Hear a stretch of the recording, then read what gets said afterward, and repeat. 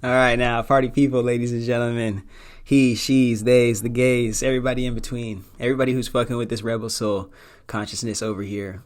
I want to thank you guys for being here and joining us for another episode. I know they're getting a little more consistent, so hopefully you can appreciate that now. But I want to thank you guys for joining us for the Modern Slaves and Mind Games podcast with your host, the one and only. Hopefully, if there's any others, make sure you notify me. We're going to handle that business behind the scenes. Dark Wizard Disani in the dungeon.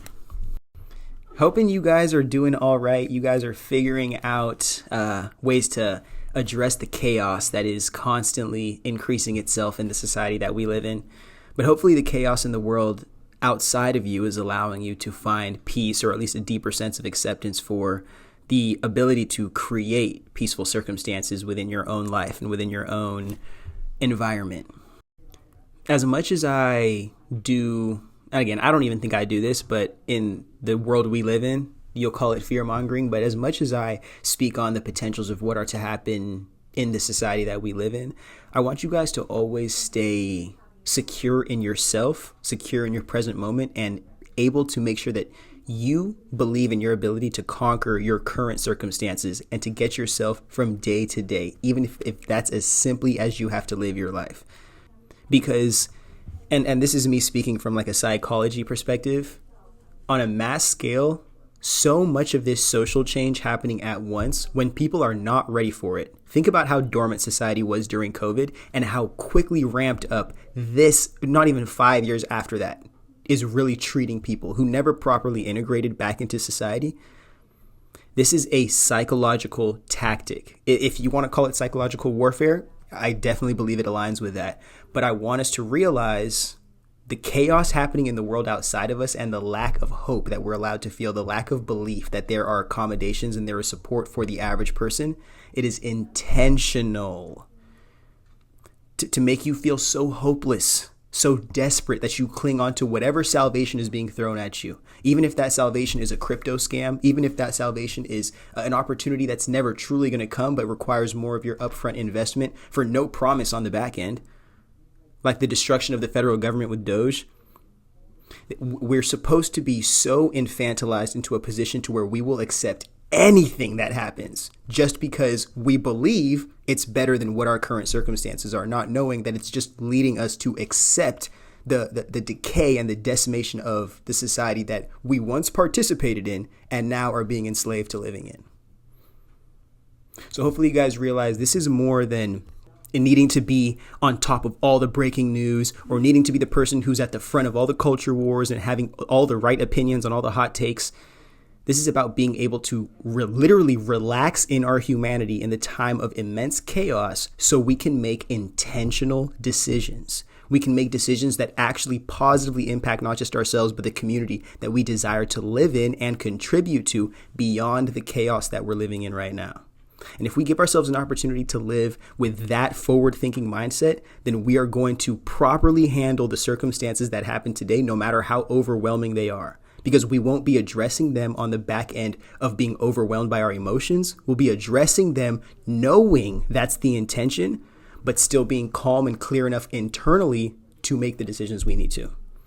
Before I repeat myself like 6 times, saying that same thing, again, I want to thank you guys for being here on the podcast, for contributing, even if it's just your attention, even if it's just a comment and a like, to what we're building over here. It's one thing I think I was ashamed about was feeling like I was starting late or starting in an already saturated industry of self-proclaimed thought leaders and intellects. But I've realized that I'm finding more of my validation. I'm finding more of my peace in the journey that I'm on, becoming this person that does these podcasts, that creates these kinds of concepts or shares these kinds of concepts with y'all, and finding the acceptance in that. And that has been a lot more fulfilling than waiting to fulfill an expectation of acceptance that comes from a certain amount of virality or a certain amount of likes and views. I'm finding my peace in surrendering to the journey itself rather than trying to find my salvation in a destination. And that's allowed me a lot more clarity, a lot more peace, a lot more relaxation, if I haven't said that like 10 times already. So hopefully that's something that you can take in your own life or whatever circumstances that you're going through. And we can all address these really trying times in our world and our society and maybe even just our immediate environment with the best intention that we can. Because as long as we're doing that, the consequence on the other end of that is further pushing us towards the life that we're supposed to be living. So thank you again for being here. Thank you for surrendering, for sacrificing your ears to Yapaholic of the Year. And we're going to get into a great episode here for you. Now I'd like to get into a message from our sponsors. Do you feel like a loser? Don't. Purchase some merch from Cosmic Nomads RebelSouls.shop today. And make sure you hurry in time before we conclude our Black History Month sale, where you can get 25% off your entire order at checkout. And if that doesn't sound enticing enough, how about adding an extra 10% off when you sign up with your email and SMS to the pop-up subscription once you hit the website? Can't wait to see what you pick up. Cosmic Nomads Rebel Souls, life inspired by love, passion born from pain. Rebel Souls, live forever.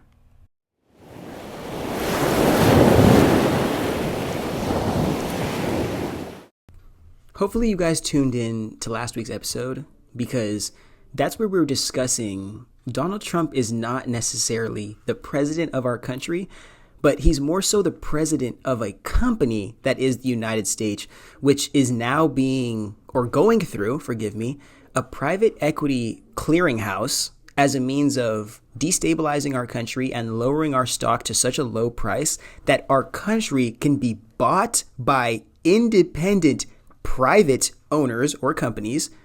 And then from that state, the entirety of our country can be turned into a privatized monopoly that can then, again, in a very, very, very complexified sense, can allow us to commodify every aspect of our society as if it isn't already commodified to the gills right now.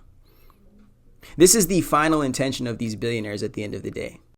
And what better country to take over other than the one that spends so much money on their military that it literally is greater than the amount of spending than most countries spend, period, on everything in their existence. We've just approved another $1 trillion a year going to the United States military and defense contracts, which I hope you guys understand. This isn't because we need to protect ourselves, because we're already a global empire.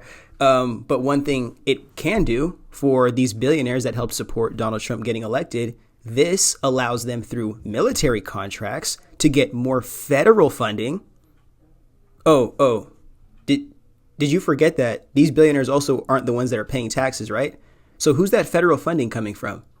Working class Americans are giving federal funding to the government, which is now redirecting and redistributing funds that it was, quote unquote, misappropriating to now centralize those funds into the military for the most part. So those can be turned into defense contracts and government contracts that will now get swooped up by Tesla, by Amazon, by Meta, because these are military companies, especially in an artificial intelligence age. And nobody wants to speak about Peter Thiel being involved in this whole entire mafia. And Peter Thiel and Palantir being mass surveillance, being involved in Peter Thiel having his connections with the CIA of the United States. Nobody wants to discuss that. Nobody wants to speak about Silicon Valley. Nobody wants to speak about Harvard's connection to the CIA. Again, I hate to call it pattern recognition, because I don't even think these are patterns. These are literal ecosystems that are all connected. And this isn't going to be Meta saying, hey, you know what? Let's increase the prices of Facebook so we can do a subscription model, and then we're going to try to make more money the honest way. When has Meta ever made any money the honest way? How is Meta even still a company, and how is Mark Zuckerberg not in prison?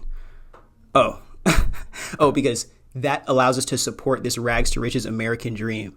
And that allows us to inspire more American STEM kids to pursue the STEM field and to pursue AI, while we're waiting to invalidate them or ship them overseas, while we end up purchasing lower cost artificial intelligence workers and agents in the next 5 to 10 years.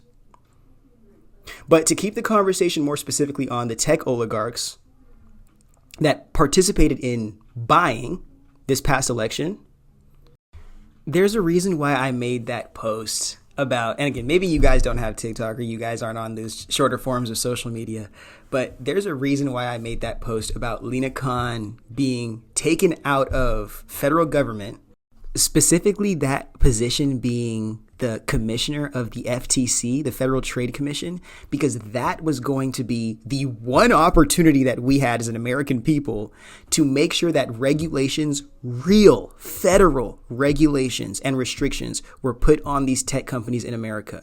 So no matter what happens, no matter what dreams they're selling us with AI, no matter what dream they sell us with crypto, they are still regulated to be doing real ethical business. Because obviously, none of these companies, even Apple, can properly engage in that. This is the whole reason why we have the federal government. But mind you, we've had this conversation a handful of times. To people who've never faced accountability or punishment in their entire lives for making any kinds of mistakes, these rich private school kids, when every time they've gotten in a DUI, they got a new car instead of going to prison. Every time they did some crime against some human being, they were able to get off scotch-free. Every time they involved themselves in some kind of degeneracy, we acted as if it never happened. When those kids are faced with accountability and to take responsibility for their own actions for the first time, probably in their own lives, that it feels like oppression to them. And they think that those feelings they get in those circumstances are aligned with the real life oppression that marginalized people go through in these systems that are purposefully disadvantaged so certain people can win, few people can win, and a majority of people can lose under the guise that one day they will win. So you have to just sit here and think about how poor Republicans or poor conservatives are sitting here thinking that when these wealthy oligarchs are telling them, we need more freedom, we need a free market, they think it actually means freedom. And it doesn't mean a open air jungle. That just means whoever dominates the environment will win, free of any need to hold themselves accountable to any type of responsibilities or rules. Free market doesn't mean that we're playing fair. But I mean, just to make sure that we're getting to the point and not getting too far away from the nucleus of this, which, you know, I love to do, you have to sit here and think, wealthy, like these people already exponentially increased their wealth as a billionaire class over COVID, over one of the, I'd say, worst times in American history, recent American history, for at least our generation. And they've made themselves exponentially richer while shoveling off maybe $1,200 to a handful of people one time, which people cherished for some reason, which I'm starting to realize that shows how many people actually make less than $20,000 a year. But that's a conversation for another time. Now, there's no federal protections for if we are sold a dream of crypto and AI and we get scammed into that. And on top of that, the taxpayer money that is being sent in, because mind you, the IRS exists to punish poor people who can't pay their taxes. It doesn't exist to punish wealthy people who forget to file taxes. Our taxpayer money is going to fund the Israeli military. And on top of that, it's going to fund the oligarchs and billionaires that ended up just weaving themselves into the American economy. And then now leveraging this redistribution of taxpayer money into their own pockets federally, and have that protected by, if you speak down against America or this administration, then we are going to deport you, even if you have a green card. Like, really sit here and think about that. The greatest crime of all time is going down right behind that federal government, right inside that federal government. And the people who are committing this crime have convinced their audience to turn outside from Washington, from the White House, to point at other people just because our skin is black, or because someone's a woman, or because somebody's gay. And they get you so afraid and so cooked up on that you think this other person that looks different than you is stealing your rights, that these people who look exactly like you are absolutely destroying the fucking country. And again, it's I'll conclude this section into just describing one of the bastard philosophies that supports this psychosis, which is the world believing somebody like Elon Musk is smart. Mind you, I believe he's an intellectual. I don't believe he's any kind of Renaissance man. I definitely believe he's smart, but anybody can be that smart. Even without the wealth that he's had access to, you just need access to the opportunities and the positioning that he's had. And mind you, a little bit of autism. But he's not a new, how can I say this? He's not some prodigy or some revolutionary human being. He probably believes that he's some alien from Mars and he's trying to go back home, go back, connect with his peoples.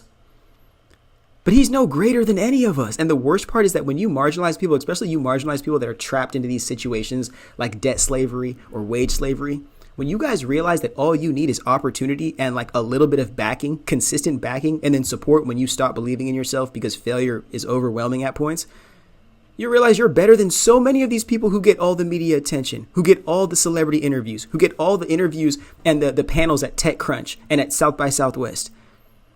You just don't have the time to focus on this type of stuff. And that's the intention of all these systems that we're living under, to distract you underneath this false, this pseudo obligation that exists outside of you to protect the validation of your identity while distracting you from fulfilling the obligations that would support you in being who you want to be or fulfilling whatever the fuck your potential is. Because genuinely, you're the only person that knows that. But as long as you're chasing the acceptance of the world outside of you that wants you to be a shell of who you are, then you'll never ever get that. And who outside of you is ever going to tell you what your potential is for any other reason than to exploit you for whatever that could be for their own personal gain? That was a rhetorical question. Nobody. But going back to that Elon conversation, and this is some conversation that you guys are going to want to have at some point in our society. Because if you don't, you'll definitely see a lot worse than what you're seeing this year. But I want to really wonder what the fascination America has with the white autistic boy who's already grown up with like a wealthy foundation and trying to convince America that this is like some superhuman with off-world intelligence. And they don't exist. Those types of beings don't exist in any other race, especially not in black people, supposedly. Because we be doing too much shucking and jiving. Apparently, we don't have enough time to focus on these higher level intellectual concepts, even though we somehow made it out of slavery without shit. But the reason why I want to focus on that like adult autistic white boy savant, quote unquote savant identity and how protected that is in America is because whenever these types of people, Elon Musk, Mark Zuckerberg, need to face accountability, they fall back into this. Like, I can barely speak. I didn't really mean to. I never had the intention to. And it's almost like, it's like the capitalist version of cat eyes or puppy eyes. And we just eat up anything these people say. But then we refuse, especially in the internet age, which has allowed these people and their means of communication to be exposed to the public. We never want to accept the fact that these feelings, these intentions, these desires of like racism or misogyny, these are harbored in these same people that we refuse to hold accountable. Just because they're not outwardly expressive of these, like these deep, dark thoughts and ideas. But one thing that I do credit the internet age to is exposing us to the fact that not only are this isn't the day and age where misogyny is getting worse and patriarchy is getting worse or more spread to the masses. We're just exposing how much of the world has been indoctrinated by that type of psychosis and how many people exist outside of the world where you actually have to get up, leave your house, and participate in like an active live social engagement. And for all those people who have an opportunity to now participate in a digital communication sense, but also now not take accountability for how they're communicating online, those people who don't have real world experiences, those people who still have never made it out of their internet spaces to the real world to see that, hey, you know, some of these philosophies that I have are just fake or like bastardized or just wrong. There's so many more people who don't have active real world engagement to suspend their digital psychosis or the viral memes or the viral philosophies that are being shared with them by these creators or by the algorithm. And it is showing us how many people are wrapped up in this, whether it's by a sense of they want control. Usually the man wants control from the patriarchal sense, or a sense of convenience. Like, this world is way too confusing, trying to be more complex than this. So I'm just going to see what myself is underneath this pyramid of man, woman, and child and put myself in there and then submit to whatever expectations of this role are to find myself an identity. But one of the reasons why I had to include that aspect of this conversation is because not only have women and marginalized people as a whole been able to rise above and beyond their limitations and circumstances set to punish them from the overarching society, but that continues, especially in a digital reality where those events and experiences and accomplishments can be shared and then claimed by the person themselves, not claimed by like an organization or somebody beyond yourself. Imagine all the people that I was just mentioning, especially the men and the boys who exist online and they aren't successful in their real lives. They're literally waking up and going to whatever the same job, the same school that they go to every day and coming home, and they aren't getting any validation. They go online, they don't get any likes, they don't get any views, they don't have nobody talking to them. All they are is just like a ghost bystander who's existing in this world.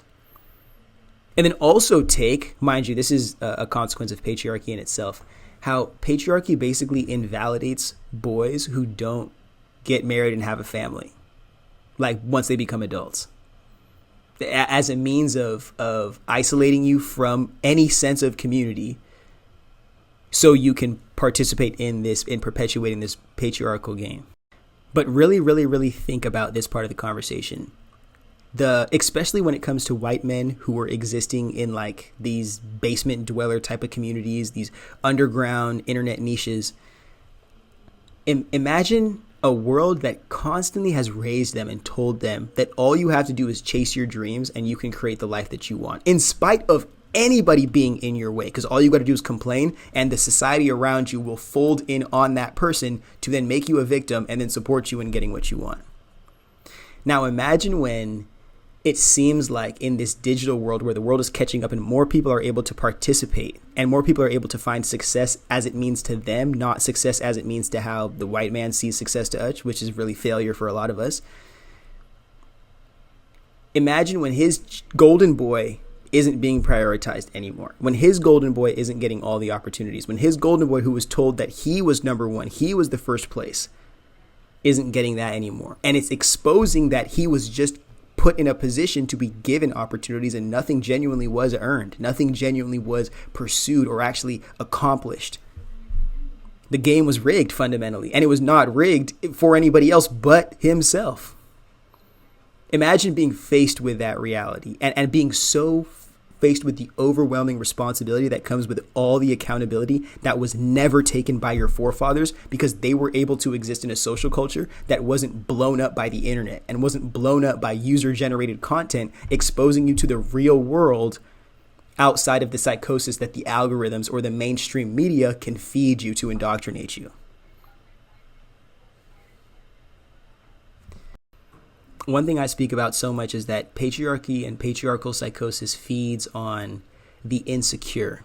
Mind you, I'm not saying that patriarchy is like a bastard system that can't work. I genuinely believe it can work, but it requires so much responsibility and so much positive intention. It can't center the men of the community. It's got to center the goal of the community or the others in the community that are being supported by the men who are involved in it. So again, I'm going to go right back to the point. For guys who are in a world where they already feel so invalidated and so left behind.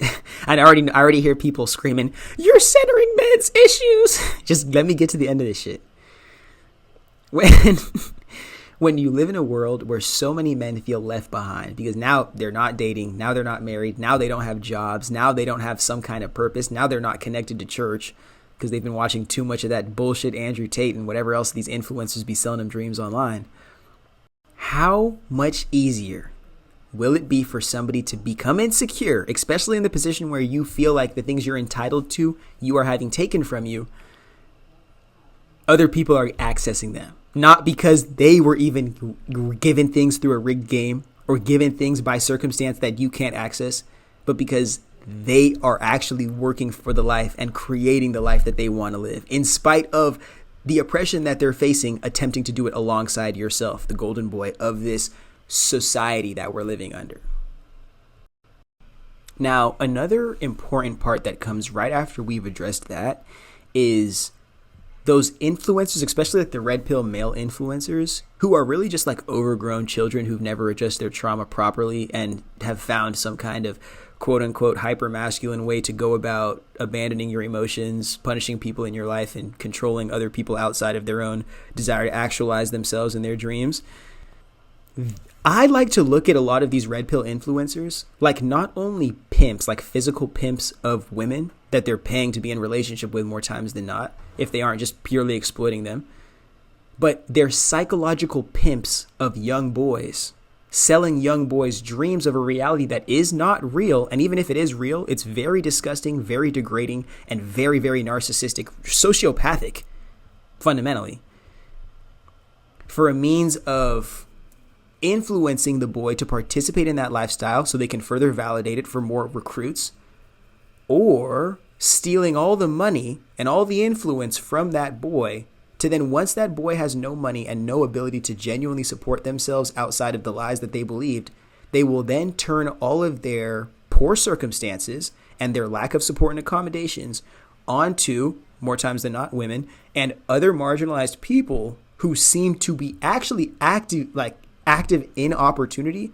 because they actually invested in themselves, or they invested in real opportunity, like going to school, like working a job, like building a business, developing a brand, networking themselves. They didn't buy the dreams of the people who went to shop at Louis Vuitton every single day. They didn't buy the dreams of the guy that just had hot girls hanging around him, but nobody knew if those girls were there because they're just atmosphere modeling or those girls are there because they genuinely like him. They don't. Maybe those girls are building a brand for themselves and they just need to be next to this person so they can have the viral clip for themselves. At the end of the day, social media and this digital age, the attention economy, viral attention economy that we're living in supports the ladder that I described. And I hope the ladder that I described was the psychosis pimping, or the pimping of psychosis, forgive me. And it's not who can promote responsibility, who can promote accountability, who can promote those higher genuine values, because that's not going to drive attention. That's not going to make controversy in the algorithm. That's not going to get more eyes on your videos, on your content. You have to show these boys whose brains are already fried from all the freaking late nights of video games they play, from all the junk food that they eat, from the lack of real world connection they have outside of like their little clique of boys from high school or from middle school. With brains already fried, this is perfect. And mind you, most of these boys do not get therapy or do not have any type of emotional connection or like vulnerable relationships to discuss deep emotional disturbances with. So think about how vulnerable you are as somebody who's gone through trauma that these people are describing. And these red pill influencers and whatnot are basically love bombing you into the community, saying, look, the whole world, nobody in the world sees your trauma. Nobody cares about you. Nobody likes you. Nobody loves you. Look how shitty your life is. And look at all these girls and all this money that I got. Look how cool I am. See? F the world. F everybody right now because I'm cooler. I'm awesome. And you want to be awesome, right? You want to be me, right? And it's just so perfectly intertwining the look how horrible your life is. I know what that feels like. I hated feeling like that too. The vulnerability, the trauma bonding. And then from the trauma bond, because again, we as men are to consequence for this, but We live in a world where there are no, again, healthy healing communities, healthy therapy groups or whatnot that men can go to and actually become something more than just like a victim of the trauma that they've endured. So these guys are saying, not only am I being validated in my trauma, but I'm also being shown the lifestyle that I want to live. Because I hate to break it to you guys, but when you see a lot of these young boys look at like a teacher or a therapist and they see how little money you're making and how many rules you have to follow and how you don't get to like dress fly, you don't get to like hang out with hot girls, you don't get to go on trips and like spend a lot of money. These guys are not inspired by the life that you live. You are just like a cop, like a police officer to a lot of these boys. And they're willing to sacrifice the actually believing in reality that comes with pursuing a traditional education or a traditional career for buying the dream or the hope that they'll be able to actualize the dream that allows them the freedom of lifestyle, but also for many people, the control and the power that they never had in their youth or before they were able to achieve success as a man in this society. So for real, it doesn't even matter if the boys who buy the dream of this patriarchal psychosis from these red pill influencers, it doesn't even matter if they actualize the dream for themselves. Because at the end of the day, most guys are cool just being followers. And most guys will be totally trill, not even just chill, like trilly trill. If they could just be a fan of their favorite like superhero and fanboy that person in reality with the hopes of maybe getting to meet them like a rock star or something. And then they will just align their personal philosophy, because that's the only thing they're willing to change about themselves, with the influencer that they support, rather than actually changing their life to see that the influencer they support is lying about everything they're saying and probably even lying about their finances. And why would you look up to somebody who not only lies to themselves, but sells dreams? Because if a person is willing to lie to themselves and believe it, who do they tell the truth to? And why the hell would that person be you? If they lie to themselves, why would they tell the truth to you? Please ask yourself, please write that down. You know what? Go ahead and tattoo that on your forehead like that Drake fan from that one video, because you're going to need to see that every single day. And this is why I got punished for saying this like 6 months ago. And I'm saying, if there's no place for boys to go after they genuinely commit to or pursue healing patriarchal psychosis, or just from patriarchy in itself for the sake of being in a community, then the place they're going to run back to out of familiarity is going to be back into these red pill communities. Because again, they believe something from the outside. They're already traumatized. They're already vulnerable. It's like a member of a cult trying to leave. If you leave this red pill manosphere space and you're going out just to be punished, and not only punished for your existence as a man, but to then be thrown and thrust upon the responsibility of all the trauma that every man in society has ever incited, it's going to be difficult. And even worse, when that responsibility is placed onto 14, 15, 16-year-old boys. Mind you, I'm not saying that boys should be boys and boys are free of accountability. But I'm saying that if we don't create some kind of medium environment, some kind of medium space, especially one beyond the digital environment and social media, one where we can actually engage with elders, with multiple generations of human beings that can help support us in real world interaction and corrections through that,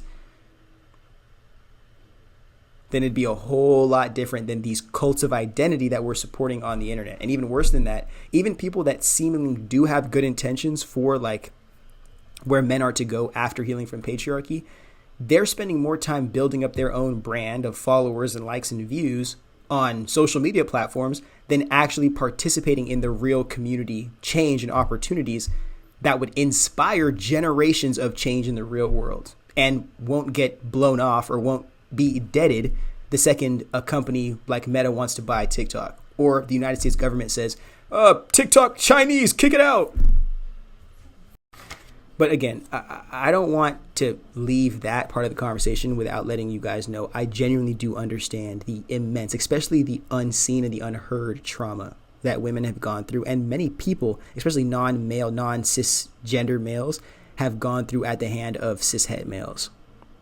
And I want you guys to know that that will never, ever, ever be invalidated here.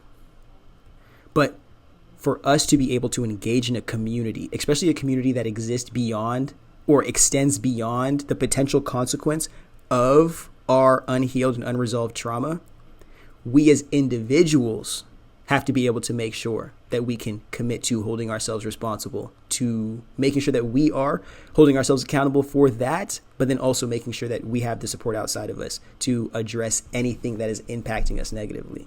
But that doesn't come from people existing in a community of trauma bondedness, which is just we're all here because we've all gone through the same trauma, or we're all here to be this identity at the mercy of truly getting each of our individual members out into the community, into the world, into the environments that positively suit their development, rather than just the growth of this cult of identity that we've created for probably the sake of the leaders of this community to feel like superheroes or celebrities themselves.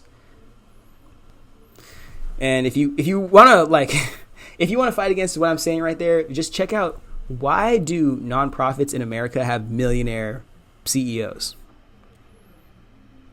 Just ask yourself at the end of the day. Social justice in America is completely bastardized. I'll tell you right now, it's completely, ever since they killed Malcolm and MLK, social justice in America is not real. It's all performative. And genuinely, one of the main reasons why I even speak and say that, hey, there needs to be a place, at least some kind of medium, some kind of collective, non-exclusive to a certain identity or demographic environment, to where boys and men can go to have access to healing and community accommodation and support outside of this traditional patriarchal psychosis and structure.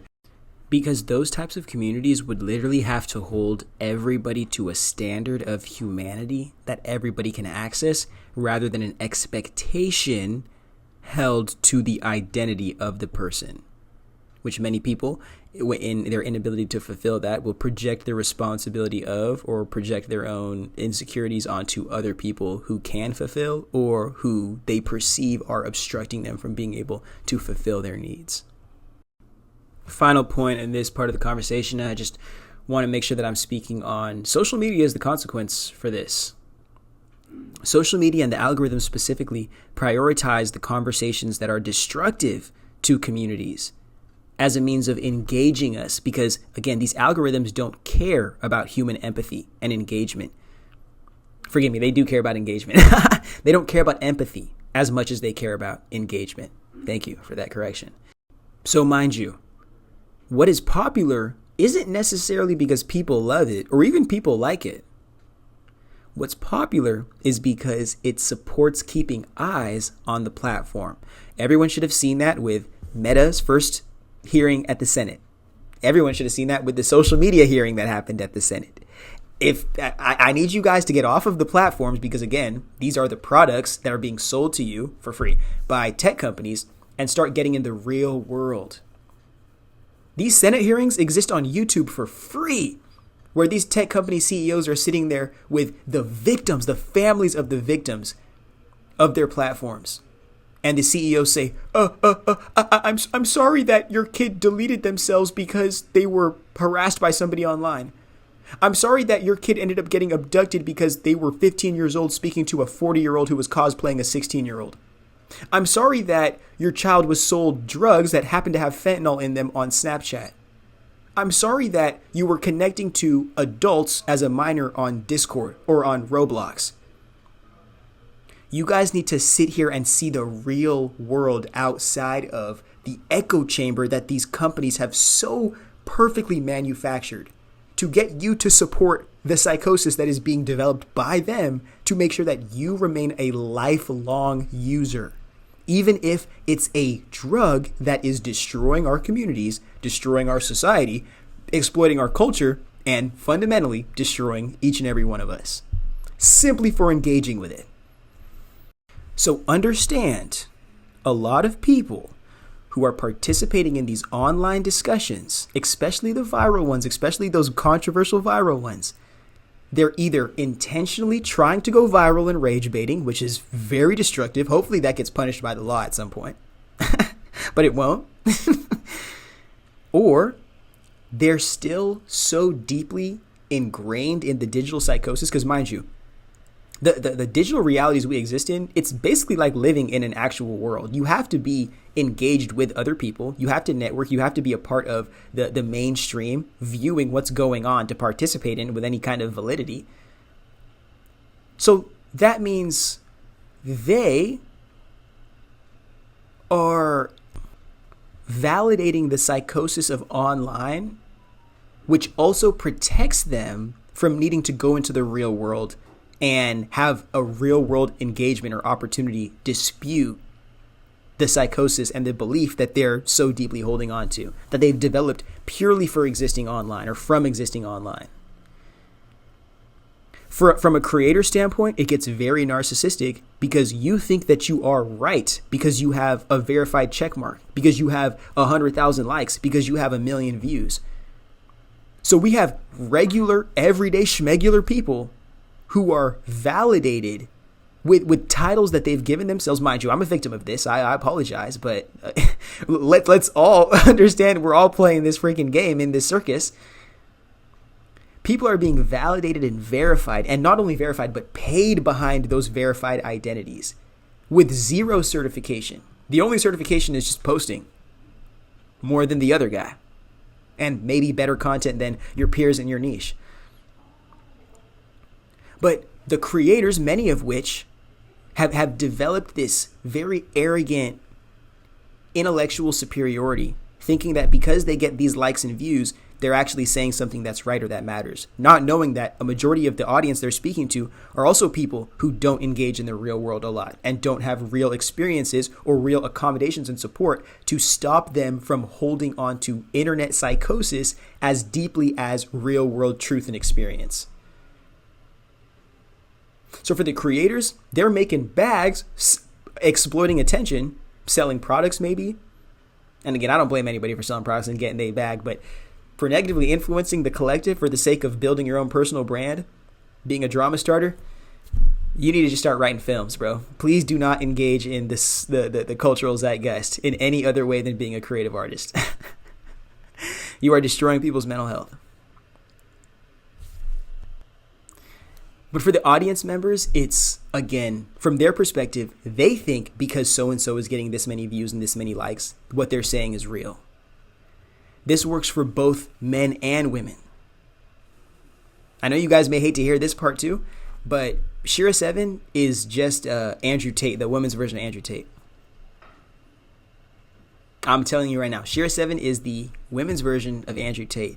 And I'll let you guys cancel me for saying that, but you guys, at some point, when you hop out of this digital psychosis, you're going to start to really appreciate the amount of courage it takes to say something like that, especially with the audience that has been built. Because, again, this falls right into the perspective that I'm trying to explain to you guys now. The creators of these digital brands, not even communities, because remember, these are individual users with 1 million followers, with 500,000, with 100,000 followers. This is just a cult supporting the identity of the user that owns the brand.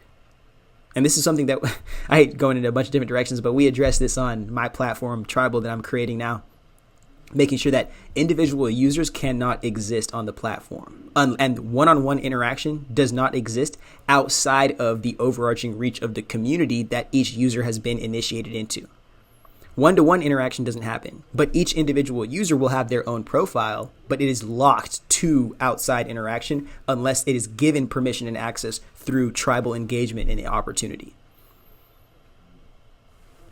Because we understand individual users that just sit and scroll all day, they are, if mainstream media was giving you a pill every single day to program you, social media and these smartphones is like injecting the drug into your eyeballs every single day with your own hands.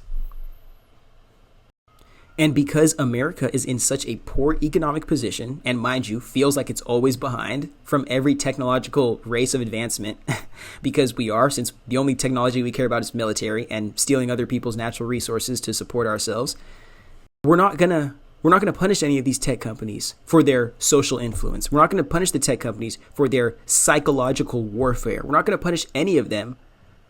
But we as a society who play these hot take this, hot take that, men this, women that, men this, women that. we will be the ones to punish each other, calling each other out, creating these ridiculous social media level expectations of perfection for other regular human beings, many of whom are not even on the internet every single day, much less on the internet at all in the way that many people of social media are. So understand that this conversation has a lot more to do with a lot more to do than exclusively how are we going to point the finger at men and force them to just be everything we need them to be, while also forcing them to also, on their own time, heal all of our trauma that we still aren't taking responsibility for in the present moment.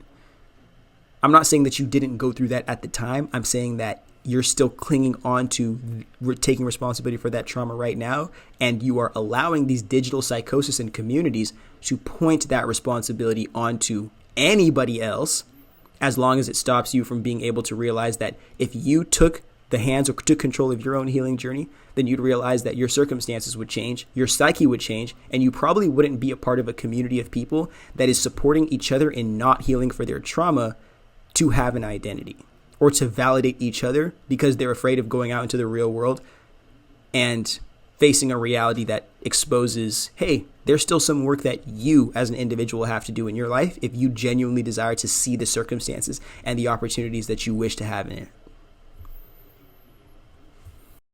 And right there, if you were willing to hang on with me through all that, imagine the types of communities that get created when the intention is, how can I and who I am, whatever that is, contribute to this system and help it be whatever the fullness of it, whatever it can be. And on top of being the fullness of what it can be, how can it support me in being everything that I desire to be? And how can that be the reciprocal, mutually beneficial relationship that we have? So it doesn't necessarily matter if I come from one family, if I don't come from any family. It doesn't matter if I've had 10 relationships or if I've had no relationships. It doesn't matter if I came out of a 30-year relationship or a marriage, or I've been just in situationships my whole life and I'm still really looking for completion, or I'm looking for accommodation and complement in who I am. That allows us to be right at the forefront. If we're willing to take accountability for our circumstances, for our experiences, no matter what position we're in, then that allows us to be the person that we need to be when we submit ourselves or surrender to a community. Because being in any community requires us to surrender meeting our needs immediately to support the group, so the group can achieve the goal, because achieving the goal means that everybody will have their needs met on the back end of that.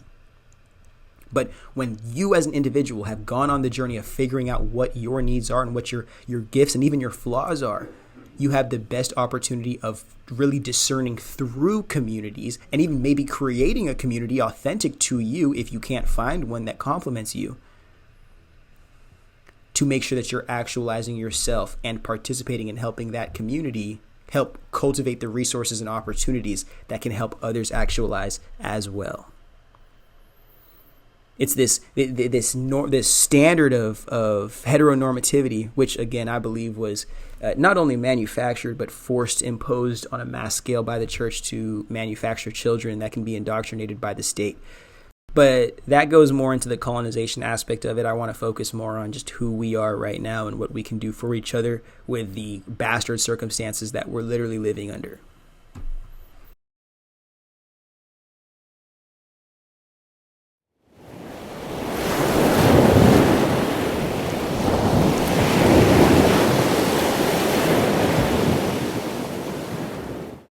All right, let's explain the players of the game so we can understand what type of scenario would even create a new version of Hitler. Because, of course, these aren't the same circumstances, very similar in America, mind you, but not quite. So let's go ahead and just see if we can create a system around this and understand the types of relationships that are held to create a being, a monstrosity such as that freaking H-Man. Mind you, if you go into my No Land for Good Men series, which I'm going to turn that into a book, I realized that I did that lecture series way too fast. I need to just write that.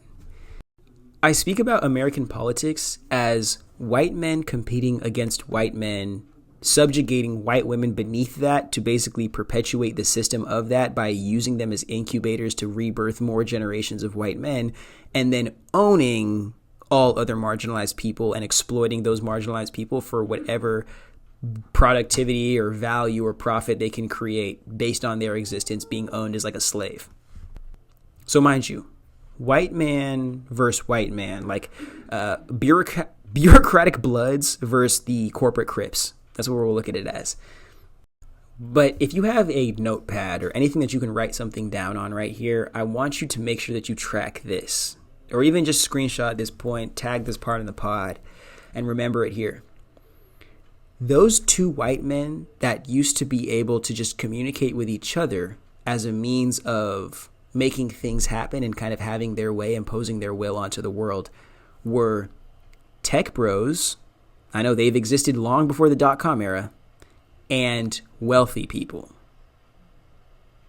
Mind you, the third group of that are religious people. But the most important aspect of it today will be the wealthy people, the billionaire oligarchs that exist in America, the tech bros, the billionaire oligarchs that exist in America. But the ones that own the platforms that the people are codependent onto, that own the technology that the people are codependent onto. Think about how different America turns into when we start replacing real human workers with AI workers, and now we're codependent onto the people who own the AI technology rather than codependent onto the morals and the values that are held in our legal system that are meant to supersede any amount of money and any amount of influence that any individual person can have over it. And the final point is the creative influence. I called it artistic influence when I wrote the notes down, but I call it creative influence for the sake of these are the stories that are told to the victims, to the person who's receiving this type of psychosis, as a means of sedating them into allowing the tech bros and the wealthy bros to be able to conquer the physical reality that exists outside of them, or whatever land they're seeking to colonize. Now, how does this relate to women at all? Like, what is women's role in a world where they literally aren't even like human beings? Okay, the wealthy people engage with women because, mind you, underneath patriarchy, men don't like women. And you know what's even crazier? I don't even think you're allowed to like women underneath patriarchy, because that means that you're going to humanize them beyond the exploitation that needs to be perpetuated to keep this system alive and the psychosis alive. So for our wealthy bros, which we'll call everyone a bro, but I don't believe these people align with us psychologically. Wealthy bros create a transactional system to buy and sell women. Whether that's marriage or that's prostitution, buying and selling of women exists, and they have the money to do so. That is one group of these quote unquote men, the capitalists that we can call them. Next is the tech bros. These don't happen to be, they could be wealthy based on their role of industry leadership, but more times than not, these are either the underground basement dwellers that just dream about women, that goon to women, that don't genuinely touch or access women in the real world, and they're hoping that there's a system that they can leverage to allow them access to ownership or servitude by women without them having to directly do it themselves. More times than not, these are like the autistic dudes. And even another conversation we could have, a handful of down low dudes and like non-traditional masculine hang around this, because these guys are not prioritizing women as an aspect of their masculinity, but as a means of being accepted as masculine by the patriarchal system. They participate in creating technologies and systems that better exploit the women in the same way, in like a very like autistic way,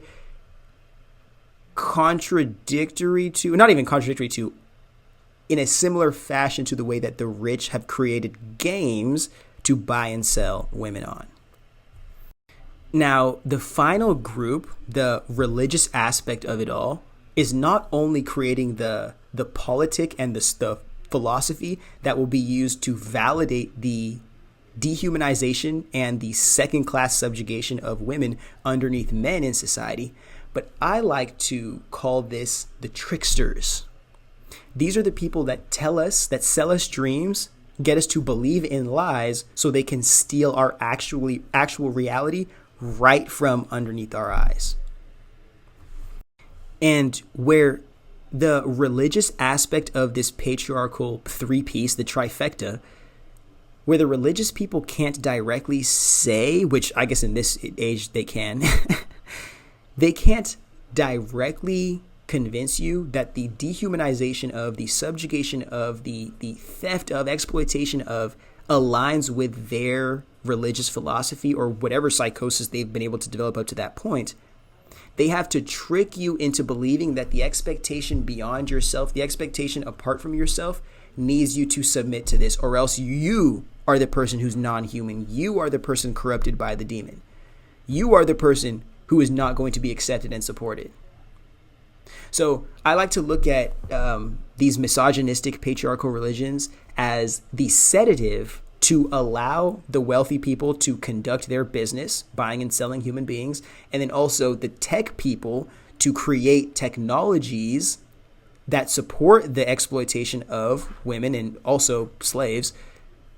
But even worse than that, those tech bros, those basement dwellers, are doing that for the sake of being accepted by the wealthy people, by the socially famous people, which at many points in society has only been religious people and whoever the religious people chose, and then the radicals of society. But also not radicals as in like radicals breaking down patriarchy, but radicals as in not afraid to punish people who don't submit to patriarchal psychosis.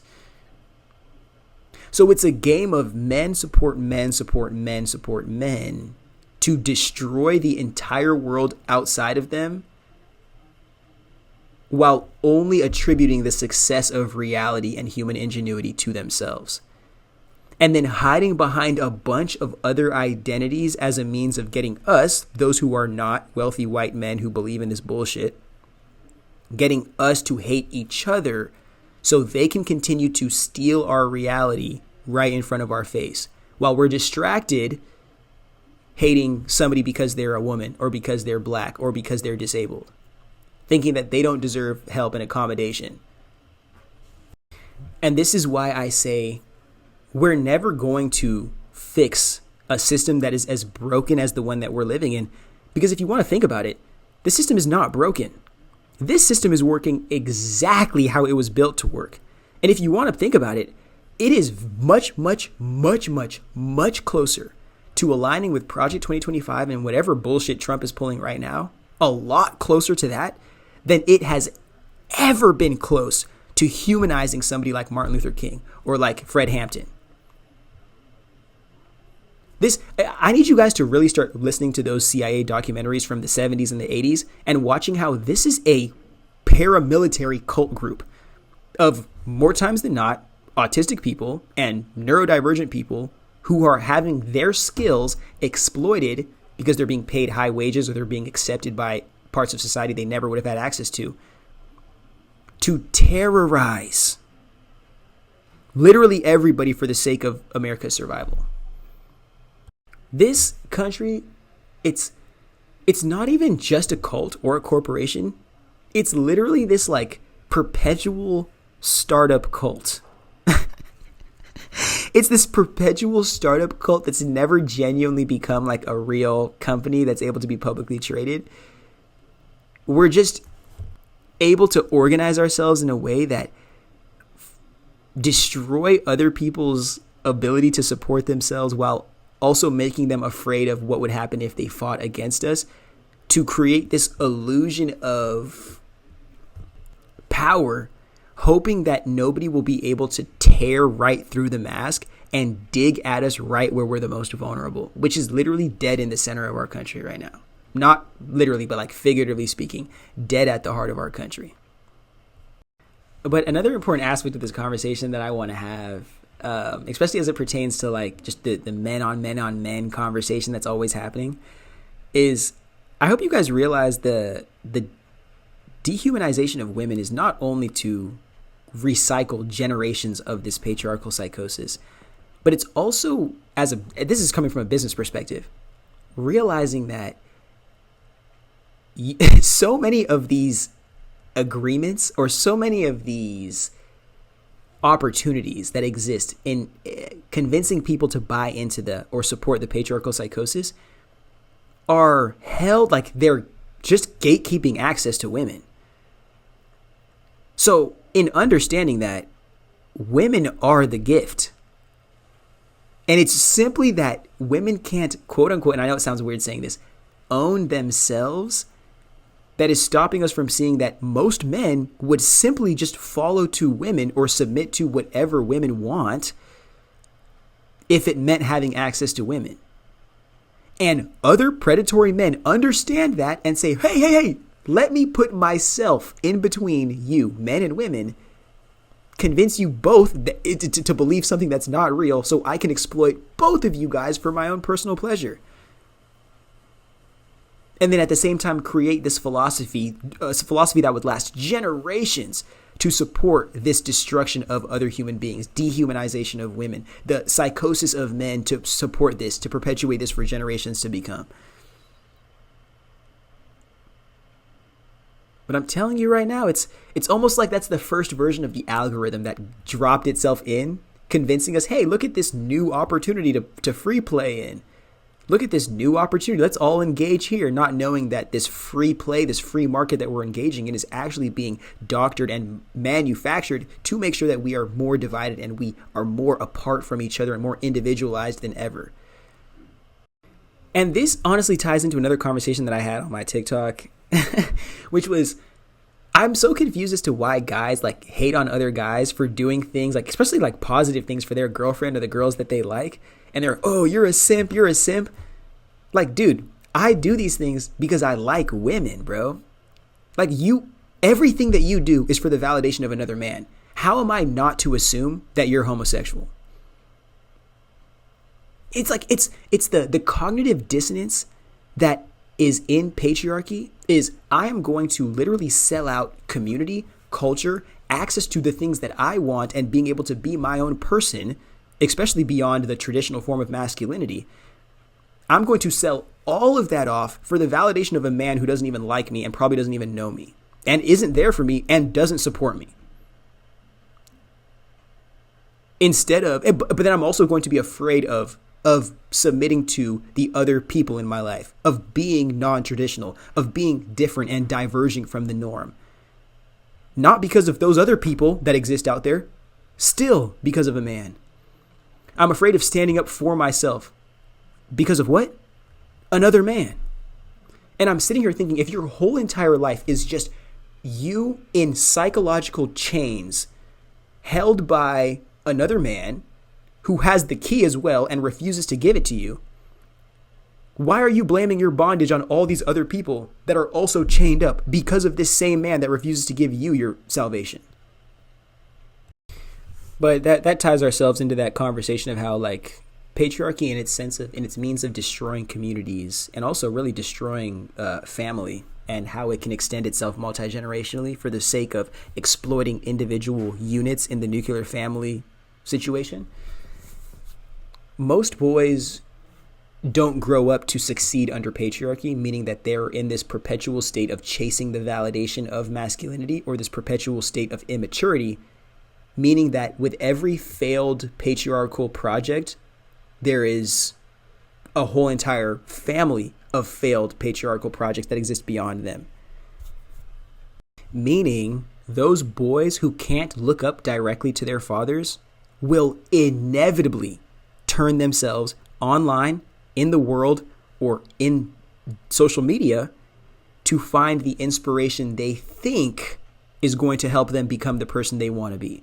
Because they're looking at their father, and their father's not somebody they want to be like. They look at their brother's not somebody they want to be like. They look at their peers, maybe their peers aren't, but think, are the positive peers the ones they want to be like, the ones who are staying in on the weekends, the ones who are doing their studies and showing up to the hackathons, the ones who are respectful in their relationships? or the ones who party every single day and hang out with all the girls, bro, and have a good time and wear all the fly clothes and spend a lot of money? Like, what sounds more enticing to a 14-year-old boy? Okay, breaking news. I just came up with another theory right now as to why I believe it's just patriarchal psychosis is just so enticing, like Pinocchio's Pleasure Island to these young dudes, is that especially many of these like traumatized red pill influencers, adult children, these guys share this reality or this fear of a potential reality that once you become an adult and you don't become successful or you don't become basically Andrew Tate, then you're basically just meaningless in society. Like nobody cares about you. So in indoctrinating the boys, like, hey, if we don't center men in our entire society with every single thing that we do, then we're basically going to go unappreciated and meaningless, and everyone's just going to like commit suicide or something. And that forces us to go completely contradictory to even conceptualizing a world that says, hey, you know what? Maybe you being a man and your masculinity and trying to act like you need to take all of these responsibilities that are inevitably going to overwhelm you and cause you to crash out on the people around you. What if you're just somebody who's like a godfather or something, or you're just somebody who's like a support to this family that does exist? What if not even like a family? What if you're just support to a community that exists of people who see you and love you and care for you and allow you to release the immense expectation of responsibility, the immense expectation of needing to perform and needing to have this identity? And what's even worse is that like patriarchy, when internalized by society and like other people, like non-males as well, when we think this psychosis is real, we just expect men to just like go from 17 to 18 and then turn into grown men, like balls hit the floor and beards are somehow touching the neck. Like how it's, again, going into that ridiculous level of expectation and then just slamming it onto young boys, bro, and throwing it on them for the rest of their lives. This is why I keep on talking about this. Personal development, personal identity and awareness has to lead into community. Yes, I want to come and blame social media one more time for those individual user profiles, which we'll keep on talking about is leading to the destruction of society. But I speak about community so young boys are not just totally looking at this ridiculous expectation that has been exponentially exacerbated by social media. We need real peers, real mentors, real community support, and not just community support and mentors, but like multi-generational. You need to know what 65-year-old and 70-year-old men have seen in this life and what they're thinking about. You need to know what 45-year-old men are seeing. You need to know what people your age are seeing. You know what young people are seeing and what they're being influenced by.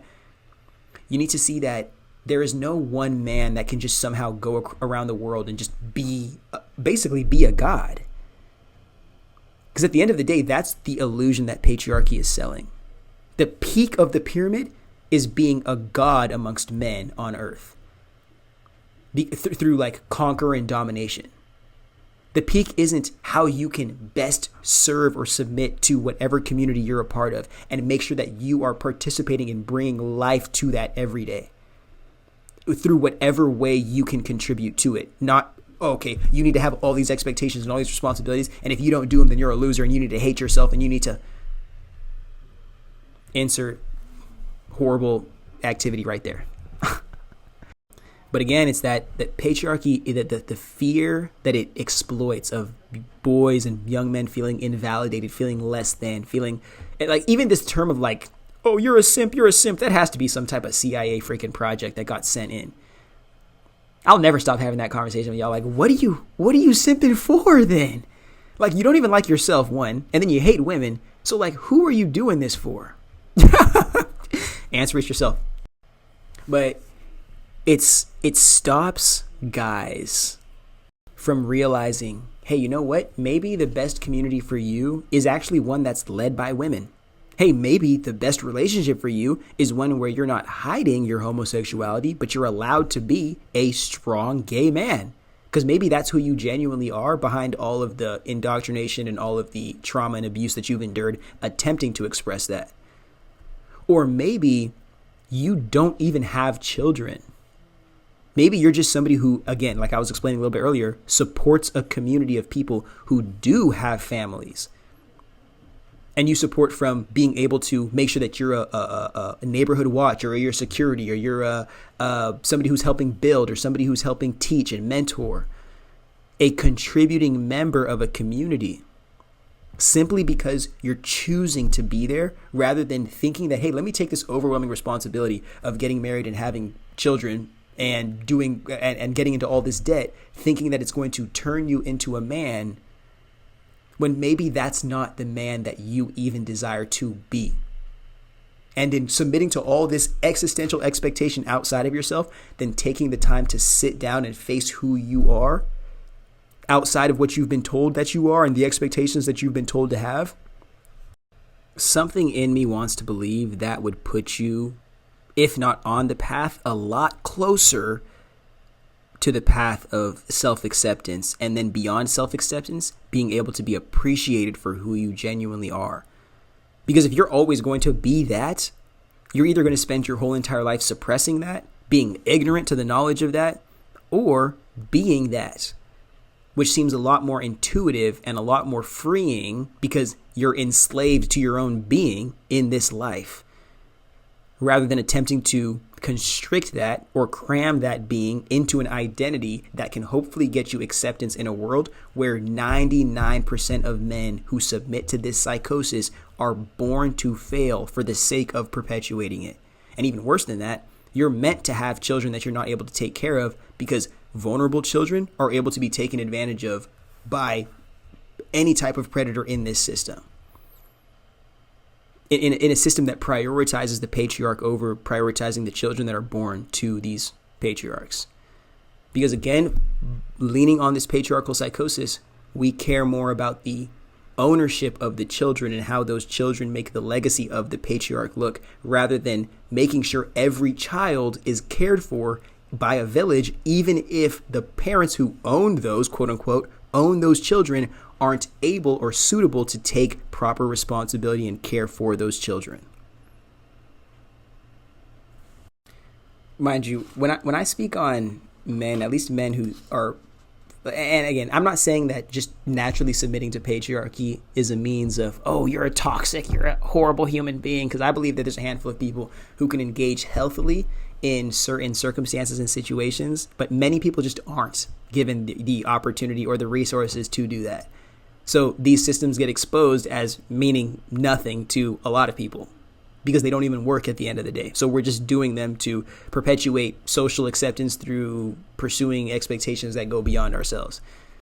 Now, you guys may question why I speak about America being broke so much and how important it is to have an awareness of that, especially in times like this, because when a country's broke, when anybody's broke, they're going to lean on their most carnal desires to support their survival. Okay? Now, since the 60s and the civil rights era, and we lost a handful of our black conscious leaders, I want you to realize that the rights that were instilled through the civil rights era, following decades later, changed so much in our society in the sense of not only exposing how this world was only, like, upper echelon was only available to the tokens of and the children of the master, but giving opportunity to those who were denied opportunity because they were told that they were going to fuck it up or they were told that they didn't deserve it. And then showing, hey, you know what? When you give people who didn't get a chance a little bit of an opportunity and a little bit of support and maybe protection in pursuit of that, they can be a whole lot more than you ever thought they had the potential to be. And that goes directly against the psychosis that we're trying to instill in our American patriots, especially our patriarchal patriots. So instead of allowing this to be an opportunity, especially in the 21st century, instead of allowing us to continue to build upon the intentions and the desires of our civil rights leaders and creating a more equitable society, creating a reality that isn't just anchored to all of us being dependent on the salvation of the white man who hasn't humanized a majority of us for the majority of this country's existence, or a majority of his existence fundamentally, but one where this country could actually be a melting pot of global cultures in appreciation, but also in having our own sense of culture that comes from our immense diversity, comes from our immense engagement and alignment with the world in one place. We basically have to divert our whole entire society into prioritizing wherever in our society you can perceive or be indoctrinated with this white supremacy. So instead of, again, putting the camera on, oh my goodness, look at the graduation rates of black women, instead of pointing the camera on, oh, look at what these disabled people have been able to do now that they have access to social welfare and literally access to education, because most disabled people, I know people don't want to say this, but were being purely infantilized because they weren't able to access the real world. There was no education, there was no accommodation, there was no support. So they were just literally off the nipple of their mother their whole entire lives. But one thing we can focus on was that .com era, where those Silicon Valley kids and those Harvard Ivy League kids were creating all those apps that seemed, oh my goodness, look at all of these young, white children leading America economically into the new industrial age, which really just sent most of us into digital psychosis and destroyed mental health and destroyed access to third spaces and the real world, especially during COVID. But that generated so much money, especially on a global sense, for America, and also created a whole bunch of status and influence for America as well. We were able to run through all the consequences and all the side effects that came with these digital platforms just to make sure that we could capture that bag and make sure that we were continuing to be able to have the resource to invest in ourselves as a world power. Now, earlier in this podcast, we described those same engineer tech bros as basement dwellers. For any of my engineers and my tech bros on here, I apologize for calling you that, but before the internet, in the early days of the internet, tell me you're not a basement dweller. In the video game era, tell me you're not a basement dweller. I was going to make a remark about ROTC, but I'm not even going to hate about those guys, bro. They're probably going to catch me.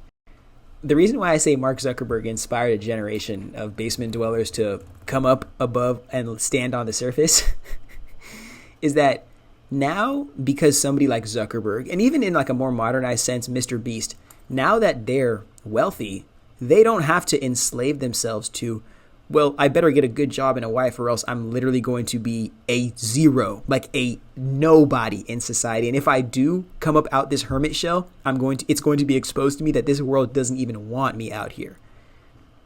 But if I could just be a part of a startup, or I could just be a Zuckerberg, if I could just be an Elon Musk, then all the things that I'll never have access to, I'm going to get. Almost in the same way that a lot of people from the streets are indoctrinated to or influenced to believe that a rap career is going to save them from all their problems and then also allow them to have access to all the freedoms that they want. So although in the STEM sense, this isn't a direct white is right, white supremacy type thing, it is meant to continue to, in a subconscious sense, perpetuate, hey, these are areas that we are going to fully, ridiculously, rapidly invest in for growth and for support, even if we don't genuinely understand the consequences of these opportunities, other than this has a chance to make us a lot of money on the back end if we invest in this properly. And then making us as Americans think that, oh, well, there's no other value in whatever else you do, so you better just go ahead and quit making music. Go ahead and quit doing art. Go ahead and quit being a teacher. Go ahead and quit being a community leader and a coach, and just go ahead and submit yourself to being a professional that works at Facebook or that works at Netflix. Just get your bag and shut the fuck up. And so many people, not even just talented people, but so many people that could have had the opportunities to run competing businesses, to run literally in different industries, to become different people. It was all just subjugated beneath, well, I could pay you a decent paycheck, one that's better than any of these other companies. And thank God COVID showed us how many people literally just go to these companies like Google and Meta and Facebook and just sit in the office doing nothing. But the point of the conversation I'm trying to have here is not necessarily just calling these guys basement dwellers. Mind you, I have a cousin that's one of you guys, so I'm not speaking on this from anything but experience. Now these tech bros who used to, I'm telling you, these are kids who got bullied in school. And I'm not saying that bullying is a good thing. I'm just saying that we have to be honest in the situation here. These are kids that got bullied, they got rejected, they got left behind, and the only thing they have towards anybody in society is animosity. And just this desire for revenge. Trying to get revenge on the girls that rejected them. Trying to get revenge on the jocks that bullied them. Trying to get revenge. And they knew the only thing that would allow them the authority to have revenge is staying in the game long enough to have a better career than the people that hated on them, so they could be like, well, you're broke, or you have like 3 kids. Or literally being rich and powerful enough to have influence over societal institutions to existentially punish all the people that, quote unquote, punished them in their childhood. And now all of these similar basement dwelling engineer tech bro software developers have bought the United States government as a means of getting this revenge of the nerds. So understand, when I said earlier in this, it may not be an aspect of misogyny and patriarchy increasing more so than it is just that patriarchy and misogyny was lying dormant in so many men and so many people. And now we're just starting to see, because of these digital communication platforms, because of the facilitation of communications globally, we're starting to see how it was just waiting to be turned on, or the opportunity was just waiting to be taken advantage of to expose this exists in so many people, more than you could ever know. And even the guys, like somebody like Kanye West crashing out on the internet should show you exactly this. It doesn't matter how gifted or talented any guy is, or how many girls they get, or how many clubs they go to, or how many shows they rock. That patriarchal psychosis feeds on an internal void. That lack of self-acceptance, that lack of ability to see oneself and accept oneself beyond needing to subjugate other people to dehumanization. And it validates that. And we're living in a world where somebody like Mark Zuckerberg can get on a Joe Rogan podcast and then cosplay a frat bro as a means of influencing these guys that he doesn't even care to exist around, and probably bullied him too in school, to get them to support him in the power that he is now taking in our federal government. And this is the point, it's crazy how it took like an hour to get here, but the point that I was making in the first like shorter TikTok video that I made earlier was, Mark Zuckerberg does not give a fuck about these jocks and frat bros. He doesn't even like them. Zuckerberg stole his idea from a frat bro, from 2 frat bros. He stole the whole entire idea of Meta. The only reason why they didn't get it off first was because they literally asked him to be the engineer to build the product. And then Zuckerberg talks to another engineer friend and says, hey, imagine if I stole this whole entire project and made it ours. Now he's a multi-hundred billionaire off of that. Mind you, the Winklevoss bros are not doing, they're not doing anything that I can support on the back end of this anyway. But I want us to understand, this is the type of incel bro we're dealing with. So it's not even a means of, hey, I want to create a product that can positively change society. It's, I want to be accepted by the frat bros or the rich bros, or accepted by somebody outside of just being some gooner nerd who like gets no girls and has no money and doesn't do anything cool, like worth a shit, other than like say racist jokes behind like a fake profile online. So regular bro, autistic bro, Mark Zuckerberg, Zuckerfuck, that's what I like to call him, has to convince frat bros, hey, I like beers and I like girls and freedom of speech, yay racism, as a means of making sure that he can insert himself in this new ecosystem, this new economy of masculine men, because the only thing he has to involve him there is being rich. That's it. Mark Zuckerberg, the human being, doesn't have that authority, especially over social culture, unless he owns the platform that people are using to make social culture. Mark Zuckerberg himself can't even healthily engage in the social culture that he owns. Like, let's sit here and think about that. I am an autistic person myself. I struggle with small talk. I struggle with engaging in traditional neurotypical holistic conversations. I know for a damn fact that lizard of a human being can't do the same thing either. So you're sitting here.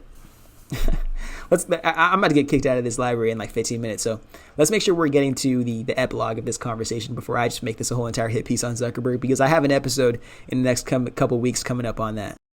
But basically, the incel bro, and I don't want to call them incel bros because, mind you, like, I don't want that incel thing to be like projected onto like young boys, because really a lot of young boys should not even be knowing what sex is and shouldn't even be having it. So to call like a young boy an incel because he's acting misogynistically instead of just calling him misogynist or like expressing misogynistic tendencies and behaviors, you're almost like saying that he's still less than for not having sex with women. And that is still internalized patriarchy. So I want to make sure we're addressing that conversation first. But I believe that the tech bro basement dwellers and the rich kid frat bros, and then I guess the religious right who will then support them by saying that white Jesus allows them to do whatever they want, they will create such a toxic society in America that there's only going to be two options here. You either submit to the Handmaid's Tale patriarchy psychosis that is re-inspired in this country, and then white women, again, because the whole entire point of destroying women's liberation and women's rights is to make sure that white women can perpetuate a society of these pure white males. And that's why we have to stop them from having autonomy and access to ownership over their wombs, because we as white men, I'm not a white man, but I'm saying from that perspective, we as white men need to use that womb to keep recreating ourselves and keep influencing our culture generationally, because if we don't have white women to continue to produce these pure white babies, we're going to be gone in like 3 generations, because then everybody's going to have to create through what? A black woman. And if not that, everyone's going to have to create through an other culture of people that isn't dependent on the dehumanization of black people and women and disabled people and the psychosis of anybody who's involved to perpetuate themselves. Because that means that would mean you're a parasite and you're destabilizing the earth to perpetuate your existence. Meaning the problem is you. It is nobody outside of you. It is you. But a couple of theories that I have for the future of this as to where the world can go is submitting to that trad wife economy, submitting to the Handmaid's Tale. And again, I know I'm repeating myself here, but I really want us to know that this is to make sure that white women can be quote unquote pure enough to perpetuate purity culture of not even like purity is like not having sex. Literally purity is in like pure white genes, which is real weird. It's a lot of like white supremacist psychosis. It's like a science fiction story that people took way too seriously, and then now we're actually living under systems that are supporting of the psychosis, rather than like, oh yeah, that was some story that somebody made up and then like accidentally got dragged into like religion, and then now people are supporting it like a death cult. But for those who don't submit and who also find themselves able to evade punishment that inevitably comes from disobeying the system at hand, I believe there's going to be a mass migration, whether it's in this country or outside of this country, as a means of seeking matriarchal communities, or at least a mother figure of God. In the sense that this new world, or this new age of spirituality, is going to be off the back of more of this family sense, a communal, a polytheistic family of energies, family of gods, or at least a centralized mother god, as a means of getting us as a collective society to cope with the generations and generations of having a God who was basically like an absent father, but also indirectly controlled your whole entire life through his minions that supported the master slave system.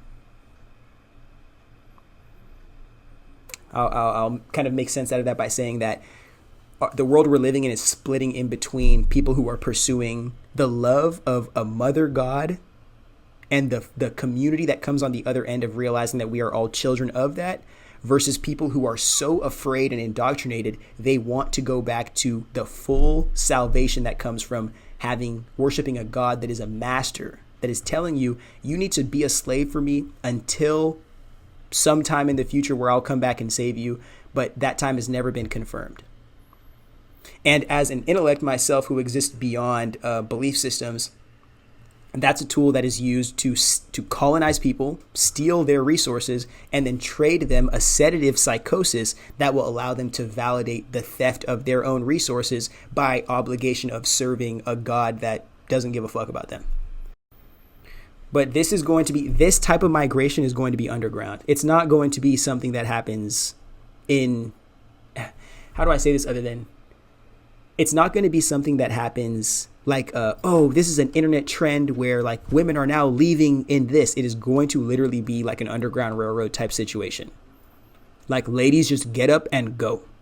Off communications they've been having, and not even just that, but people who are not submitting to patriarchy and aren't willing to harm others in their community to submit to it, it is going to be a get up and go type situation. And in that building of underground communities and societies, genuinely, that is the first step in actually creating a revolution, because the revolution is not fighting against the system that we're living under. The revolution is genuinely going to be who can unsubscribe from the mainstream culture and then sit in solitude or within their own culture deep enough to figure out who they are and what they need to sustain that. And then going mad hard in making sure that they create a reality where they can sustain that, and other real world people and resources can also be leveraged to do so. It's never going to happen trying to... one of my favorite quotes, I don't know if I made it. The back end of it I did, I think. And if I didn't, then I'm going to attribute the whole entire thing to Gil Scott-Heron. But the quote is, the revolution will not be televised. And then the part that I added myself is, because it happens completely in your mind. The revolution, any revolution that's televised, is just alerting the powers that be that their system may get destroyed. So they're obviously going to snuff out the fire, snuff out the light before it turns into a flame and burns everything down. Real revolution happens underground and only is brought to the light when there's no way it can fail. Now, we're going to add an extra part into this, because it's not just going to be women submit to patriarchy or they run away from it. There's going to be another opportunity that gets created by these circumstances that I want to make sure we're covering. Forgive me 1 second. I have to use the bathroom so bad. But by the time I get back from that, I'm going to discuss the economy that will be the AI girlfriend reach. This is going to be absolutely huge. So please stay tuned for that.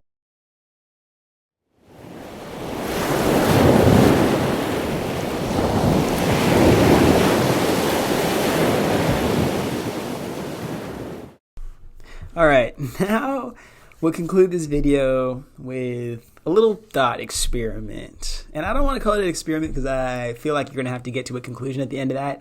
This is just going to be like a little prophetic analysis, if you want to call it that. But the opportunity that's created in a world where class consciousness, regardless of what you want to say, is fairly high, in the sense that people exist in a world where they know that life exists beyond working, taking care of your family, and breathing.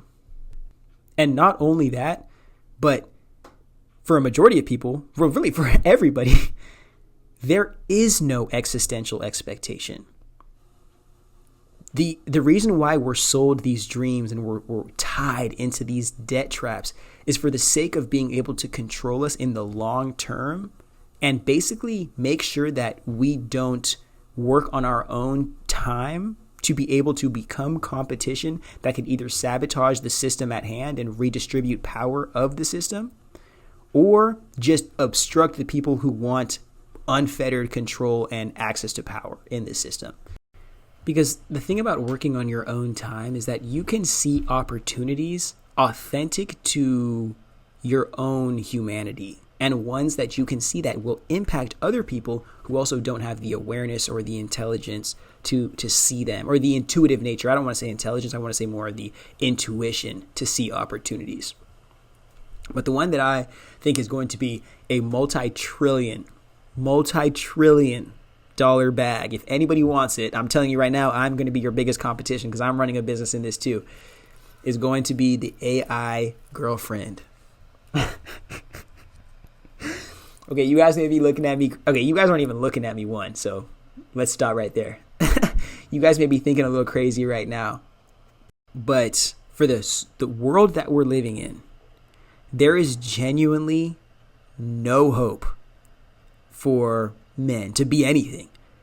Like, we've sold off so many communities of men from realizing and from recognizing, hey, you don't have to be the king or the master or the leader of this community. You can just be a part of it and still be loved and cared for. Probably even more than if you did try to claim yourself as the master. So it's going to be so ridiculously difficult to wean off people, especially men and like young men, off of the entitlement to access that patriarchy provides them at the cost of literally anybody else's well-being and autonomy, versus realizing that, hey, those instances where they can't take advantage of or control somebody else, they have to kind of be the person for themselves, or they have to just deal with it. They can't punish somebody else for their own circumstances. They can't punish other people beyond themselves for internal issues that refuse to be addressed. Again, I'm not saying that all hope is lost, but in America, where we don't have any like real fundamental community system that exists beyond just purely to exploit as many people as possible, as long as possible in this nuclear family system, the only way to directly engage with men on the level where that accesses vulnerability, but on top of accessing vulnerability, actually has the potential to influence them at a deeper level than these red pill influencers do, will be this type of AI girlfriend software. And the interesting thing is that I probably should be holding this back from you guys because I don't want nobody to steal the idea, but I've realized none of you guys will ever approach these businesses or these companies in the same way that I will, because you guys are going for a bag.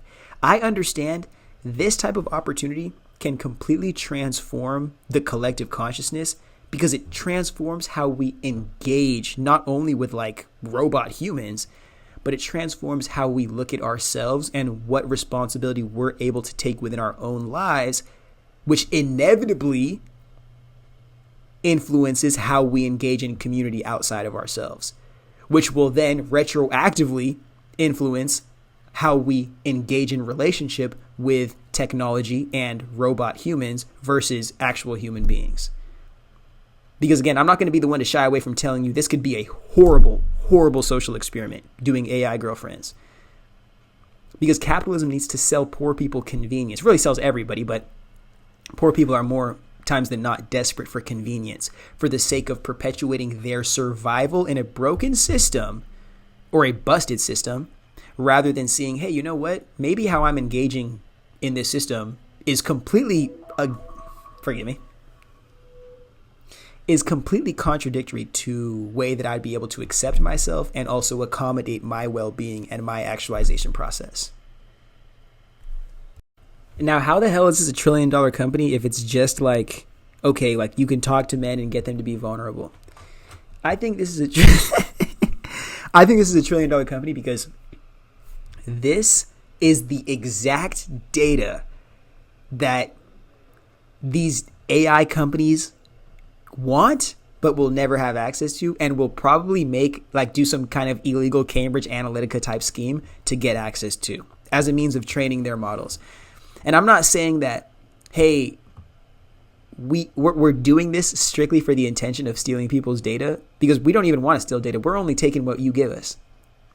We're just understanding that we're going to need to train artificial intelligence off like all types of human experience and emotions, and especially the vulnerable emotions that humans, especially men, aren't willing to share in the public because they're afraid of shame, and aren't willing to share with professionals or other people because it's going to force them to surrender themselves to the help they're being offered, rather than this illusion that they can help themselves survive through anything.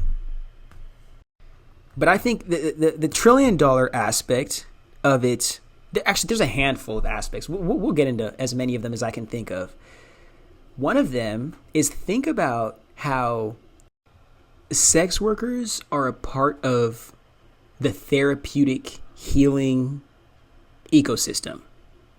And you may not want to say it like that because, again, our mainstream religion and our mainstream psychosis wants us to, one, hate the people involved in the industry, but two, make sure that there's no hope or access to opportunity for those people. And then it also invalidates the marriage system, which the marriage system also doubles down to back end and basically have an underground prostitution ring to perpetuate itself, because if people weren't afraid of going into prostitution, they wouldn't necessarily care or feel like their salvation was going to come from marriage. But getting back to the point that I'm trying to describe here, a lot of you guys don't have conversations with or don't humanize sex workers enough to understand the immense amount of work that they're doing outside of actually just having sex. The emotional support, the presence that they have to give, and not the present with a T, I'm talking about with a CE at the end. The vulnerability, the attention, the time. Sometimes the people don't even come to have sex. Sometimes people are coming to just cry. And that is not something that can be understood. And many times people are coming to sex workers because they feel that the vulnerability and the connection is much deeper and much more real than paying a therapist to have these conversations, because they know the therapist is going to tell them what is inside the guidelines of the DSM or whatever they're supposed to, trying to sell them more drugs, rather than somebody who's like, hey, I am broken too. Okay, this is going to sound crazy, but I am figuratively broken too. And in being able to accept myself and my brokenness, there's a certain level of healing that I can provide to you and give you that a traditional healer, in a capitalist sense, where you have to go get an education for it, would never have access to that level of depth and emotional frequency. But because we live in this like purity psychosis culture, oh my goodness, sex. It's again, it's relation to marriage culture, it's relation to purity culture, it's relation to a bunch of shit that doesn't matter and just destroys community. We're not able to appreciate the role that these ladies play in our society. And not even just ladies, there's many people, many types of human beings that engage in sex work. And this is... Personally, I want to make sure that I'm recruiting some of these ladies to make sure to give them like real world opportunity to see that, hey, the experiences that you've gone through and you've had are actually like real skills that you've developed. You just have to find a way to redistribute the energy and to reallocate how you're doing this. And if you had support and a system and accommodations, I'm telling you right now, you could be a completely different person. Thinking that the worst part in your entire life, the thing that you're trying to suppress and hide from everybody in the world, actually inspired you to pursue different circumstances. And when given that actual support, instead of being sold another dream, you changed your life and were able to inspire other people in circumstances similar to you that there is hope if they continue to believe in themselves and continue to pursue and push themselves further beyond what is being forced upon them in the present circumstance. But to make sure I'm getting back to the point of why I even mentioned sex workers here, is because we will have to expand, especially as we move into a trad wife society where women are being given so much responsibility to like serve men, not knowing how immense that responsibility is. We're going to have to see that there is different kinds of accommodation and healing and support that guys need. And whoever is willing to come up first with accommodating that will have a different level of relationship with just the masculine psyche, especially in the Western world. And whoever can create an effective business around that, especially one that isn't like scamming their employees or like negatively influencing the clients, and every user is able to find out what are they accessing love, because genuinely that's what people want before they're asking for sex. People want love. So what love is this person seeking for, and how can we accommodate it in a non-traditional sense if going the traditional patriarchal tradwife sense didn't work for him or for them? And how can we allow that to also help better the relationships that we're in? How can we leverage that to allow people to find less shame in their sexuality and more acceptance in it without needing to exploit themselves sexually to develop that acceptance? Maybe the freedom that you're looking for is coming through acceptance and not through exploitation, huh? Very important conversation I'd like us to have. Especially as we have situations like the Bop House and these like OnlyFans houses full of like barely 18-year-olds trying to influence young girls to be a part of that shit. It's disgusting to me. But again, it's not the people involved in the industry. It is the people existing overarching, the exploiters, the colonizers, the executioners at the top of the game, that are making sure that this system can happen at the mercy of all the lives who get sucked up into it, more times than not by chance, not even by force. Or forgive me, not by their own choosing, by chance. By force is actually a majority of how a lot of these people get forced into these situations. But in a world where data is the new oil, data in a digital world where data is the new oil, you have to recognize how important the data and the information that you will get from your clientele as a sex worker, or as in this case, a sex SaaS business. That data will be so ridiculously valuable. And so ridiculously valuable in training artificial intelligence, but also understanding society as a means of helping create the ethics and the guidelines to support a world where we have to accommodate AI being literally neck and neck to other human beings. This is why I say it's $1 trillion. Because we already exist in the world where we've allowed like free internet porn. We already exist in the world where we've allowed gambling to destroy amateur sports. We already exist in a world where we are going to try it. You don't even have to question it. If there's money on the other end of that, we are going to try it. Even if a kid has to lose their life, even if a kid has to lose something to make that happen. The American greed, oh my goodness, you might as well call this country red, white, and green. But I'll conclude not just this part, but the entirety of this podcast with just hopefully that can spark some new waves of thought, of consciousness in your brain, and put some new wrinkles in that brain of yours for the sake of allowing you to participate in the future with us. Because again, like, one thing that people don't understand is the entrepreneurs are people who see opportunity and who are able to exploit opportunity early.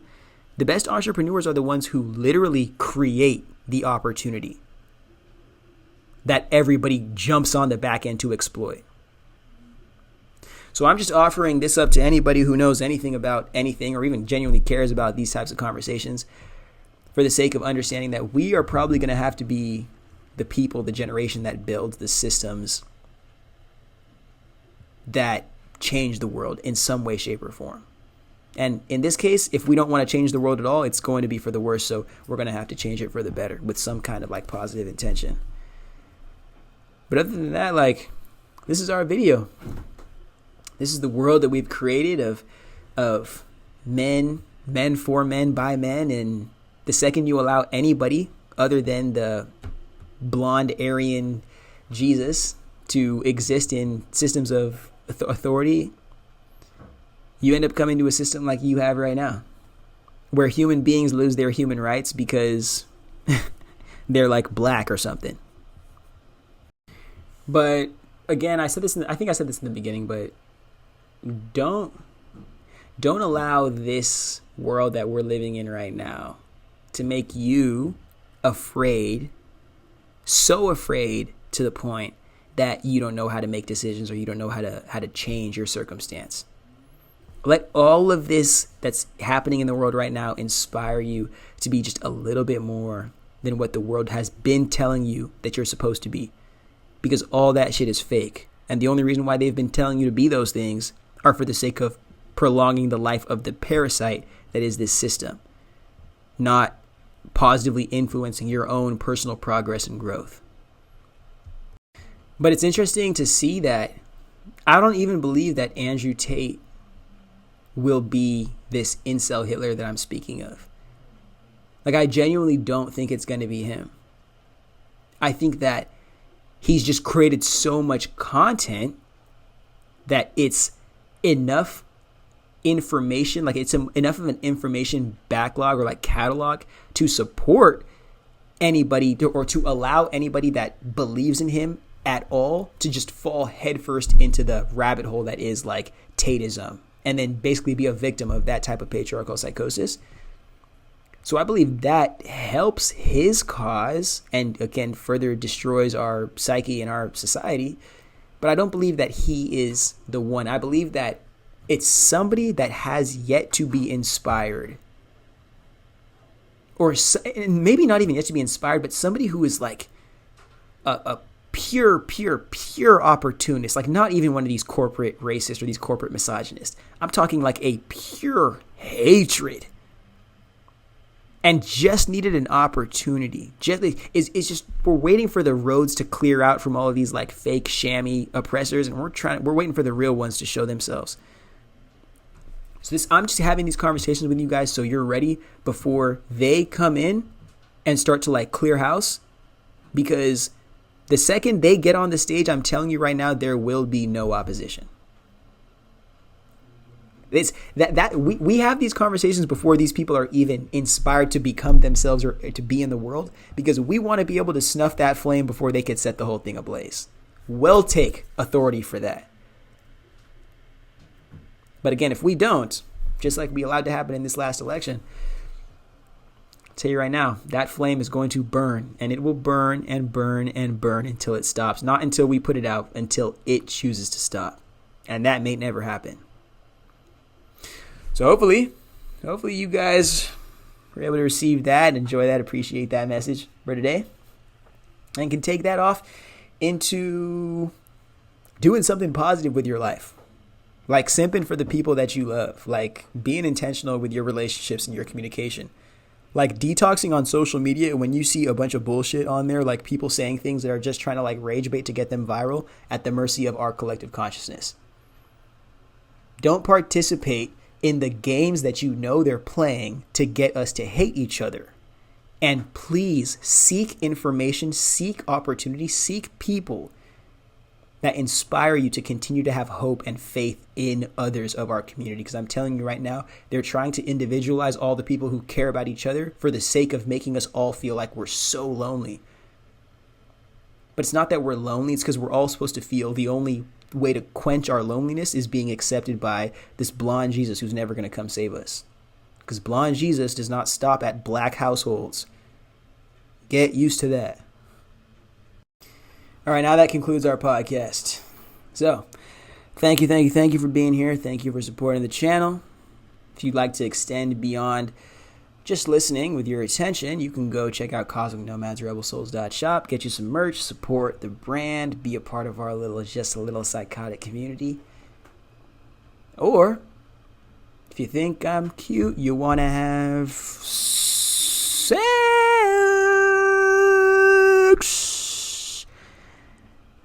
Instagram. Catch you later, rock on.